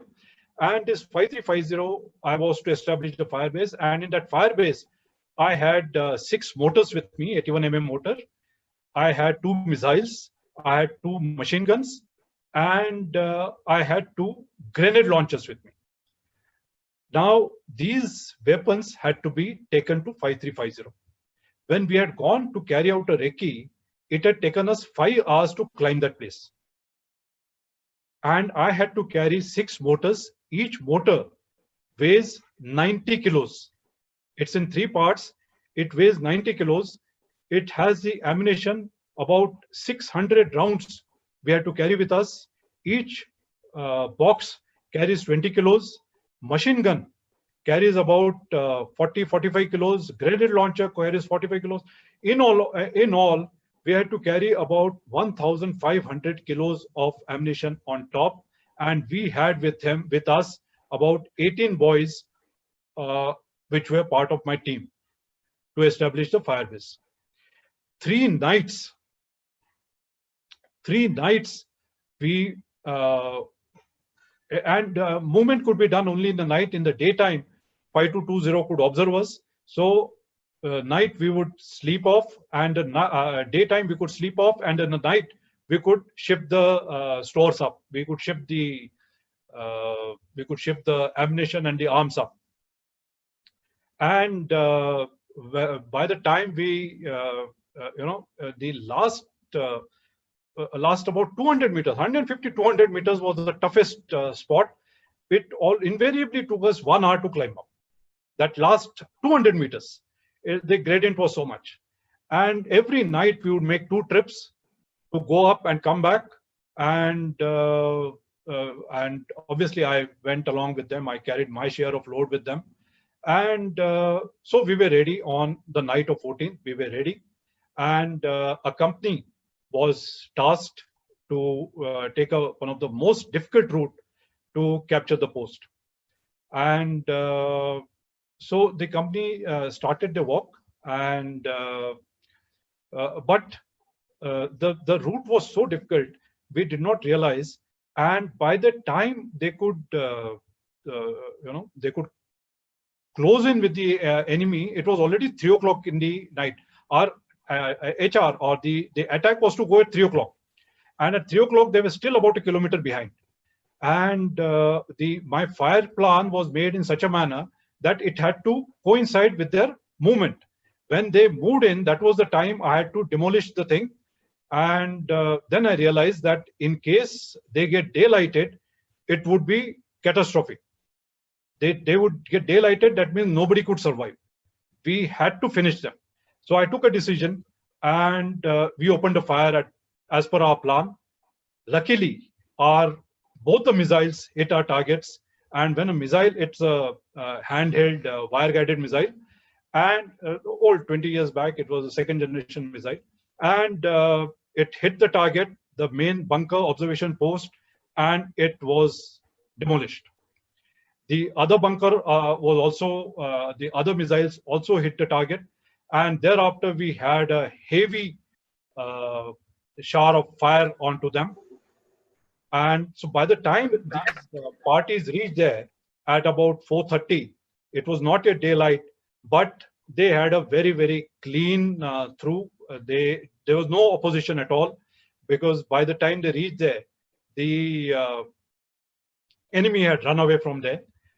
We could spot two bodies down below in the glacier, in the crevasse, and the company commander there was a young captain. In fact, I still remember this boy, young captain. He was probably my age, and he died there holding. He had been wounded in his stomach, and probably the lower part of the body, and he probably died of excessive loss of blood. But he died with a photo of his 2-year-old daughter in his hand. So that's the war for you, my dear friends. It's very unfortunate. I felt sad looking at him lose his life in that way. So it was very unfortunate, but I was very happy that we could achieve our task without a single casualty to us. And it was a big day. It was a big day. I mean, I can't imagine. I can't tell you. I can't describe it, how when I was coming back, I had spring in my legs. It was a mind-boggling experience to have been a war veteran, to be part of the war, to do our part in the war and come out with success without a single casualty to our troops. So it was obviously the high point of my entire service. तर खरोखर इतका अतिशय अंगावर काटा आणणारा आणि मंत्रमुग्ध करणारा, अंतर्मुख करणारा असा हा तुमचा कारगिल युद्धाचा अनुभव आहे. मला कळतंय तुम्ही प्रत्यक्ष रणभूमीवर काम केलेलं आहे, सेवा दिलेली आहे, त्यामुळे तुमच्याकडे खरंच 2-3 तास सुद्धा तुम्ही यावर बोलू शकाल. पण आणखीनही काही प्रश्न आपल्याला घ्यायचेत आणि वेळ कमी पडतोय असं जाणवतंय, म्हणून पटकन अगदी थोडक्यात एक प्रश्न समोर येतोय म्हणून विचारते. तो असा की म्हणजे कमांडिंग ऑफिसर म्हणून काम करताना तुम्हाला कसे चॅलेंजेस फेस करावे लागतात, त्याचं अगदी एखादं प्रसंगातनं उदाहरण तुम्ही देऊ शकता का? What are the likely fears for a army man, particularly a commanding officer who has to go through that and really its decision making becomes a challenging task. असा काही अनुभव तुम्हाला आलाय का? हे अगदी थोडक्यात एखाद्या प्रसंगातनं आम्हाला सांगायला, आम्हाला ऐकायला खूप आवडेल. बरेच प्रसंग आहेत, पण एक सांगतो. मी सांगितलं मी द्रासला माझी बटालियन कमांड केली. तर द्रासला संध्याकाळी 4 वाजताची गोष्ट होती. आल बी व्हेरी क्विक. 4 वाजताची गोष्ट होती. मी माझ्या ब्रिगेड कमांडरला ऑल ओके रिपोर्ट देत होतो. त्याला सांगितलं it was a normal day, there was nothing happening. आणि 4 वाजता मी नॉर्मल सांगत होतो आमचं ऍडमिनिस्ट्रेशन कसं चाललंय वगैरे, नॉर्मल गोष्टी सांगत होतो. And I heard a roaring sound. Dras is place famous for its avalanches. And I couldn't make out that there's an avalanche coming. And it's only seconds, 3-4 seconds, and it hit us. And there was a huge sound. And I told the brigade commander, sir, there's an avalanche. I'll just go out there, see what is happening, and I come back. I went out there. I got everybody together, and we started. There were 2 boys who were missing. And एकाला एक porter होता आणि एक जवान होता, आमच्या लंगरमध्ये काम करणारा जवान होता. तर लंगर कमांडर ने सांगितलं की सर तो बोल रहा था कि लंगर का पानी खत्म हो गया है, लंगर का पानी भरने के लिए जाना है. आणि जो लंगरचा जो झरा होता तो त्या बरोबर ते व्हॅलीमधून येत होता पाणी. त्यामुळे व्हॅलीच्या बरोबर in the centre of the valley was that spring. And the avalanche had come through that area. And this area, which was our water point, was right in the center. And we could make out that probably they would be under the avalanche. And we started looking for them. And 1 hour, it was about 4 in the evening. And we, by the time we reached there, it had already 20 feet of snow had come onto that. And the 20 feet of snow was covering the area of about 70 meters. Now, in those 70 meters, where do you find them? 20 foot खाली कुठे असेल तो काही सांगता येत नव्हतं. आम्ही सगळीकडे आमच्याकडे अवलांच रॉड असतात ते आतमध्ये घालायला सुरुवात केली, पण ते सुद्धा 15 फूट होते आणि जवळजवळ 20 फुटाचं बर्फ होतं, तेही आतमध्ये जात नव्हते. तरी पण जिथे मिळेल तिथे पूर्णच्या पूर्ण आमच्या ग्रुपमध्ये जेवढे होते ते आम्ही खोदायला सुरुवात केली. 5:30 वाजता आमच्यावरती दुसरं अवलांच आलं. And then we ran for our lives. And then we could make out that thereafter it was difficult to do anything. तर पूर्ण रात्रभर आम्हाला काही करता नाही आलं, पण रात्री 4 वाजता म्हणजे सकाळी 4 वाजता आम्ही सुरुवात केली. रात्रभर बर्फ जमलेला असतो, त्यामुळे अवलांचचा हे कमी असतो, अवलांचचा threat. Early morning there is no avalanche threat. So we started digging the area. You know, after we had dug about 10 feet, a dog emerges from there. He just moved his tail and he ran away. That is how the animals work. It doesn't affect them at all. आणि त्याच्यानंतर 20 फूट खाली आम्हाला आमचा जवान मिळाला. And the force of the avalanche was such that he probably died in the first instance itself. His head was smashed against a wall in the stone, and he probably died on the spot. आता सगळीकडे बर्फ होतं त्याला, and the weather was bad. Where to keep him? रात्री तिथे जंगली श्वापद खूप असतात, त्यामुळे त्याला असं बाहेर ठेवता येत नाही, आतमध्ये ठेवता येत नाही, कारण आमचे बॅरेक्स आणि आमचे पोस्ट खूपच लिमिटेड होते, त्याला कोणाच्या बरोबर ठेवता येत नाही. तर आम्ही काय केलं की आमच्याकडे जे ट्रक्स होते, समरमध्ये तिथे ट्रक चालतात, तर त्या ट्रकमध्ये आम्ही बर्फ ठेवला आतमध्ये आणि पूर्णपणे त्या ट्रकमध्ये बर्फ ठेवला आणि बर्फामध्ये त्याला आतमध्ये ठेवला. आणि 2 दिवस झाले, 3 दिवस झाले, weather was not opening up आणि he could go out only with the helicopter. जवळजवळ 5 दिवस झाले आणि नंतर माझा सुबदार मेजर माझ्याकडे आला सांगायला की साहब जवान को डर लग रहा है. जवान बोलते हैं कि बैरक के ऊपर से या बंकर के ऊपर से किसी के पैदल चलने की आवाज आती है. So people started hallucinating that the soul of that person, of our Jawan, was walking on top of the bunker. So the fears can come to you from any quarter. But let me also tell you, these are the fears that you have to combat. And the best way to confront the fear is to take it headlong. ज्या दिवशी त्यांनी मला सांगितलं त्या दिवशी रात्री मी त्यांच्याबरोबर बसलो तिथे. The Jawans were hesitant to give duty in the night. So I sat with them. I said, let's see what happens. So I sat with them. We talked about good times. We talked about this family, my family. 2-3 तास त्यांच्याबरोबर बसलो, परत गेलो. रात्री 2 वाजता परत त्यांच्याबरोबर जाऊन बसलो. And after some time, they were convinced that this was part of hallucination. There was nothing wrong with it. Otherwise, you must know that the fear can be very contagious. एकाला सुरुवात झाली तर ते सगळीकडे पोचायला वेळ लागत नाही. आणि इनफॅक्ट आमच्याकडे असे केसेस आहेत आर्मीमध्ये की जिथे एका माणसाच्या मुळे पूर्णच्या पूर्ण प्लटून तिथे त्यांनी दुश्मनचा सामना केलाय आणि एका माणसामुळे पूर्णच्या पूर्ण आपण तिथे युद्ध जिंकलेलो, बॅटल जिंकलेलो. So the fear can be contagious, courage can also be contagious. But the only way to confront fear is to take it headlong and confront it. So there are many such situations, but I know the time is very short. या sir, यानंतर आमचे Ketan Bhosle sir, राज्यशास्त्र विभागाचे, ते आपल्याला काही प्रश्न विचारू इच्छितात. केतन भोसले सर. नमस्कार सर. सर, तुमचे अनुभव ऐकताना फारच छान वाटते, अगदी रोमांचकारी अनुभव तुमचे आहेत. पण माझा तुमचे युद्धाविषयीचे, प्रत्यक्ष युद्धाविषयीचे अनुभव ऐकताना माझ्या मनात असा प्रश्न आला की भारताचे शेजारी बघता आपल्याला कायमच युद्धसज्ज राहण्याची गरज असते. तर प्रसार माध्यमांमधून अशी एक तक्रार येते की आर्मीचं जे आपलं बजेट असतं, डिफेन्स बजेट असतं, ते अतिशय कमी आहे. म्हणजे जीडीपीच्या भाषेत बोलायचं झालं तर फक्त 2.5% of GDP is of our defence budget. तर तुम्हाला असं वाटतं का, म्हणजे तुमचा अनुभव काय आहे की आर्मीला खरंच निधीची चणचण भासते की त्याच्यामध्ये आणखी काही सुधारणा करण्याची सोय करायला हवी आणि तो निधी वाढवायला हवा? तुमचं मत मला ऐकायला आवडेल. Okay, I'll give you both sides of the story.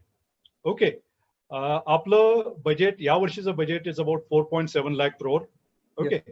Out of 4.7 lakh crore is not 2.5, but it's 2.1% of the GDP. Whereas the Pakistan GDP is more than 4%. Okay. But the quantum of GDP is very small. But they're still spending 4% of their GDP on their defense forces, whereas we spend just about 2%, and it has been gradually coming down over a period of time. It saw a spike during 99 during Kargil war, and thereafter it has come down again. Out of this 2.5% or 4.7 lakh crore, 25% goes into the salaries and the pensions. So that is not of much of a use. About 35% goes into the revenue, म्हणजे आर्मीचे जे regular expenditure आहेत, computer, stationery, training, जे regular expenditure आहे त्याच्यासाठी जातं. आणि barely 35 to 40% is available for infrastructure development, capital procurement, or for the modernization. To come to think of it, it's about less than 2 lakhs. 2 lakh crore is spent on modernization, and I personally feel it is very, very, very less. But I also, as a responsible citizen of the country, I also know that we spend less than 1 lakh crore on healthcare. We spend less than 1 lakh crore on education. So this debate of guns versus butter, it continues. Over a period of time, our country has decided that we cannot reduce our focus from healthcare, from education, from human resources. So I won't blame them. Our army is probably reconciled to the fact that we will fight with what we have. But I also know that there are certain things which are equally important, and we need to spend on that. But what has started happening recently, this capital procurement that we've been doing, a large portion of that goes into import. A country which has been sending Mangalyaan and Chandrayaan, and we are so very competent in rocket science, is very difficult to imagine that we have not been able to produce our own weapon systems. So if we can reduce our import dependence, and if we can start manufacturing our things, our defense requirements indigenously, I think we'll be able to adjust much more within the existing constraints that we have within the defense budget. I think we'll be able to do that, and I think the present dispensation is going in the right direction. We've already got 101 items placed in the defense in the import ban over a period of next 5 years. So things are moving in that direction. I think that would fructify over a period of time. Thank you sir. तुम्ही फारच अभ्यासपूर्ण तुमचं मत मांडलं. त्यातून तुमच्यातील एक संवेदनशील नागरिक आणि तसंच आत्मनिर्भर भारताची गरज पण तुम्ही अधोरेखित केली. त्याबद्दल तुमचे पुन्हा एकदा आभार. माझा एक दुसरा प्रश्न आहे तो थोडासा वेगळा आहे. सर, तुम्ही इतके वर्ष आर्मीमध्ये होतात आणि आता नुकतंच डिसेंबर 2019 मध्ये भारत सरकारने चीफ ऑफ डिफेन्स स्टाफ नावाचं पद निर्माण केलं. तर मला तुमचं मत जाणून घ्यायला आवडेल की यातून खरोखरच लष्करातली प्रशासन सुधारणार आहे की त्यातून काही राजकीय हस्तक्षेपाचा धोका पण संभवतो.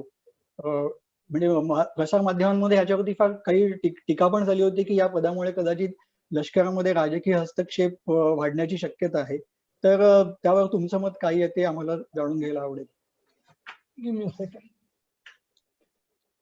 Sorry, my battery was conking off. Okay, CDS is not a new development. जेव्हा 99चं कारगिल युद्ध झालं, त्या कारगिल युद्धानंतर जी सुब्रमण्यम कमिटी होती त्यांनी सांगितलं होतं की we need a change in our higher defence management, and our higher defence management has to become more focused. And as of now, there is the focus is divided into 3 or 4 verticals, and it is not good for the country. And त्यांनी सांगितलं होतं की we need a single window for the for our defense preparedness, for better defense preparedness. And त्यांनी त्यावेळेला सांगितलं होतं की CDS ची अपॉइंटमेंट आवश्यक आहे. You must realize that over a period of time, the status of the 3 services is of attached services, attached offices. You will be surprised to know, I don't know how many of you know, कि ours is the only major defense forces and a major democracy in the world which does not have a services component in the Ministry of Defense. कुठला युनिफॉर्मचा एकही माणूस ministry of defence मध्ये नाहीये. No, that's not a very good. It's not a very good situation for the overall defense of the country. We need to have the defense representation in the higher defense management. आणि मला वाटतं की त्यामुळे हे आधी सांगितलं होतं, Subrahmanyam committee had said that we need to have a single window there, and so this has come about. Now the Chief of Defense Staff heads the DMA, Department of Military Affairs, which is part of the Ministry of Defense, and now we got a foothold into the Ministry of Defense. आतापर्यंत आपल्याला Ministry of Defense मध्ये we were an outsiders. So I don't think there is likely to be the ह्याचा हस्तक्षेप, राजकीय हस्तक्षेपची मला जास्त काही त्याची अपेक्षा नाहीये त्याच्यामध्ये, की मला असं वाटत नाही की तिथे राजकीय हस्तक्षेप होऊ शकेल. कारण we have agreed, the Indian Army or the defense forces, they realize, they very well know we take our qasam on the constitution. And we know that the decision-making authority is the government of the day. So government of the day will make a decision, be it surgical strike, be it war of Kargil war, whether we will cross the line of control, we will not cross the line of control. The decision-making authority is always the political process. So to say that they will interfere, probably you imply that interference at the functional level. I doubt. The functional level is very unlikely. But as far as the decision-making is concerned, I think it is still within their charter, and we are subservient or we are subordinate to our political bosses. The Raksha Mantri and the Pradhan Mantri are the top decision makers as far as all the defense policies are concerned, and the Indian Army, and led by the CDS, will fulfill all the requirements of the country. Okay. Thank you very much, sir, for your elaborate answer. काही शंका या संदर्भातल्या होत्या त्या तुम्ही clear केल्या, त्याबद्दल तुमचे पुन्हा एकदा आभार. धन्यवाद. सर, मुलाखतीच्या शेवटाकडे येताना मला एक खूप महत्वाचा प्रश्न आपल्याला विचारायचा आहे, आणि तो म्हणजे what is the role of a NCC cadet in this global pandemic situation. नेमका त्याचा रोल काय असणार आहे? कारण हा एनसीसी विभागातर्फे कार्यक्रम होतोय. आज मोदीजींनी सुद्धा एनसीसीचं महत्व इतक्या सुंदर तऱ्हेने अधोरेखित केलेलं आहे. सो मला वाटतं हा प्रश्न आपल्याला विचारला जायला पाहिजे. NCC does not have to wait for the pandemic. I wonder how many of you know 1965 मध्ये एका युद्ध परिस्थितीमध्ये एका एनसीसी कॅडेटला शौर्य चक्र मिळालं होतं. Many of our NCC cadets don't know this. त्यावेळेला एनसीसीची एक तुकडी तिथे कॉलेज एक पंजाबमध्ये एक जागा आहे, पंजाबमध्ये एका ठिकाणी झालं होतं हे, हिसारच्या बाजूला.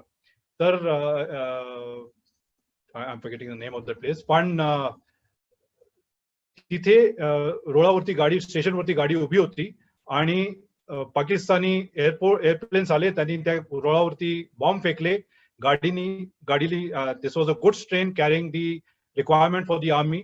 This train caught fire and त्या मुलांनी जेव्हा बघितलं, ती पुन्हाच मुलांची तुकडी तिथे धावत गेली. They detached the bogie which was carrying ammunition, आणि त्यामुळे तिथे खूप महत्वाचं catastrophe was averted. And it was led by their sergeant Pragat Singh, and he was given a Shaurya Chakra. So NCC has been contributing at every times. आणि इथे Covid situation मध्ये तर NCCचं contribution, I have been watching this in Maharashtra. I have been part of Maharashtra NCC, so I have been watching them. They've been doing a wonderful job. They blood donation करतायत, awareness programme करतायत, social media populate करतायत, बरंच काही काम करतायत. आणि I have very high regard for our NCC cadets. They've been doing a wonderful job in these COVID times, and I only hope that they keep themselves safe in the exuberance of doing something for the society. They should not expose themselves unnecessarily. They must take care of themselves. And when they go back home, they must ensure that they do not spread the virus. तर आता अगदी शेवटचा प्रश्न आपल्याला विचारते. त्याआधी आपलं आत्ताचं जे उत्तर होतं ते आमच्या सगळ्या एनसीसी कॅडेट्सना खूप आश्वासक, त्यांचा उत्साह वाढवणारं आणि अतिशय आश्वस्त करणारं असं आहे, यात शंका नाही. माझा आपल्याला शेवटचा प्रश्न या मुलाखतीमधला, खरं तर ही अशीच चालू राहावी असं वाटतंय, अगदी संध्याकाळपर्यंतही आपण खूप छान उत्तरं देत राहावीत असं वाटतंय, पण आपल्याला नक्कीच वेळेचं बंधन आहे, ती मर्यादा पाळायला पाहिजे. शेवटचा प्रश्न असा आहे की इतकं छान कर्तृत्व आपल्या भारतीय सैन्यामध्ये आपण विविध पद्धतीने पार पाडल्यात जबाबदाऱ्या. आपण इथिओपिया अशा वगैरे देशांमध्ये UN पीसच्या माध्यमातून, त्यांच्या मिशनमधून देखील आपण काम केलं. म्हणजे केवळ देशातच राहिला नाही तर आंतरराष्ट्रीय सीमांवरती देखील आपल्याला काम करायची संधी भारतीय संरक्षण खात्यानं दिली. खूप आमच्यासाठी अभिमानाची गोष्ट आहे. पण आपल्यासारखी व्यक्ती आत्ताच निवृत्त झाली 31 मार्च 2020 ला, आणि ती शांत बसणार नाही याची आम्हाला कल्पना आहे. तर सध्या आपण नेमकं काय करताय हे आम्हाला ऐकायला आवडेल. ओके, मी इथे अमरावतीला माझी शेवटची पोस्टिंग होती. इथे मी ग्रुप कमांडर होतो आणि इथे असताना मला ऑलवेज मला शिक्षकी पेशामध्ये पूर्वीपासून इंटरेस्ट होता. जर का मी आर्मीत आलो नसतो तर कदाचित शाळेत माझा विचार होता की मी शिक्षक झालो असतो, परंतु the destiny willed somewhere else. पण इथे मला एक शाळा आहे, इथे सैनिकी शाळा आहे, पूर्णपणे ट्रायबल विभागामध्ये आहे. छोटंसं गाव आहे इथे चिखलदरा नावाचं, आणि या चिखलदऱ्यामध्ये ही मुश्किल 300 विद्यार्थ्यांची शाळा आहे. तिथे ही शाळा सांभाळायचं काम मला मिळालंय. तिथे शाळेचा मी कमांडंट म्हणून जॉब घेतलेला आहे आणि इथे लहान विद्यार्थ्यांच्या त्यांच्यावरती सैनिकी शिक्षण, त्यांना सैनिकी शिक्षण देण्याचा आम्ही इथे प्रयत्न करतो. अजून शाळा सुरू झाली नाहीये, पण इथे असं म्हटलं जातं की character of a person can be laid at a very early age. जर का if you can imbibe those character values of integrity, honesty, discipline at an early age, then it takes you a very long distance. तर ते करण्यासाठी, लहान मुलांना घडवण्यासाठी, आणि मुख्य म्हणजे या मुलांना इथून जास्तीत जास्त मुलांना, विद्यार्थ्यांना इथून एनडीएला पाठवण्यासाठी मी इथे इथे सैनिक स्कूलच्या एका छोट्याशा गावामध्ये आलेलो आहे. आणि इथे येऊन आम्ही विद्यार्थ्यांना सैनिकी शिक्षण प्रशिक्षण देण्याचा प्रयत्न करतो. त्यांच्यामध्ये सोशल अवेअरनेस आणि त्यांना वेगवेगळ्या गोष्टींची कल्पना करून देणं, त्यांचा कॉन्फिडन्स वाढवणं, त्यांना ॲडव्हेंचर, व्हेरियस ॲडव्हेंचर ॲक्टिव्हिटीजची एक्सपोजर त्यांचं देणं, या सर्व गोष्टींचे आम्ही इथे प्रयत्न करतो. खूप धन्यवाद सर. अतिशय मस्त आणि छान सामाजिक बांधिलकी जपणारं काम आता आपण सुरू केलेलं आहे.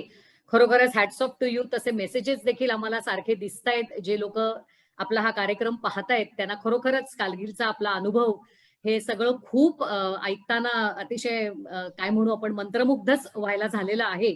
आणि याच नोटवरती मी आता इथून पुढची सूत्र कस्तुरी मेडेकर मॅडमना देते, कारण एनसीसी विभागाचा याच्यामध्ये खूप महत्वाचा सहभाग होता, त्यामुळे ऑफिशियल वोट ऑफ थँक्स त्या देतील. पण मी एकच सांगते सर, आज आम्हाला आमचा हा या पॅन्डेमिकमुळे अडकून घरात बसायला लागलेला स्वातंत्र्य दिन इतक्या खऱ्या अर्थानं साजरा होईल याची पुसटशीही कल्पना नव्हती. पण तो आज सार्थ झाला असं मी म्हणेन. आणि ज्या ज्या मंडळींचे या कार्यासाठी, या कार्यक्रमासाठी हातभार लागलाय त्यांचे विधिवत आभार मानण्याकरता मी कस्तुरी मॅमना विनंती करते. Thank you, Swati ma'am. The interactive session conducted today with our guest, Brigadier Sangram Dalvi sir, has truly been wonderful. His words surely has encouraged our students and also our NCC cadets. The details, the workflow, and the experiences of the Indian Army that was shared by him throughout this event was surely of great effect and helped all of us to understand the other side of the coin. I take this opportunity to thank you, sir, for joining us today. Now, moving to the end of the session, I, Lieutenant Kasturi Medekar, would present my vote of thanks to Parle Tilak Vidyalaya Association for giving us an opportunity to arrange such a wonderful session on this occasion of the Independence Day. I also present my gratitude to our principal and vice principals of Sathe College for their kind support to us. I am also very thankful to all the teaching and non-teaching staffs of colleges, schools, all associated to Parle Tilak Vidyalaya Association, and all the dear participants for being with us today. I also thank Janvi Khankekar Madam, PTVA Education Coordinator, also thanking the organizing team and technical staff for penning this event very nicely and bringing us together virtually in this pandemic situation. Once again, a warm thanksgiving to everyone for being an enthusiastic audience throughout. Stay home and stay safe. I would now request everyone to please rise for the national anthem. जनगण मन अधिनायक जय हे भारत भाग्य विधाता पंजाब सिंध गुजरात मराठा द्राविड उत्कल बंगा विंध्य हिमाचल यमुना गंगा उच्चल जलधि तरंगा तव शुभ नामे जागे तव शुभ आशीष मांगे गाहे तव जय गाथा जन गण मंगलदायक जय हे भारत भाग्य विधाता जय हे जय हे जय हे जय जय जय जय हे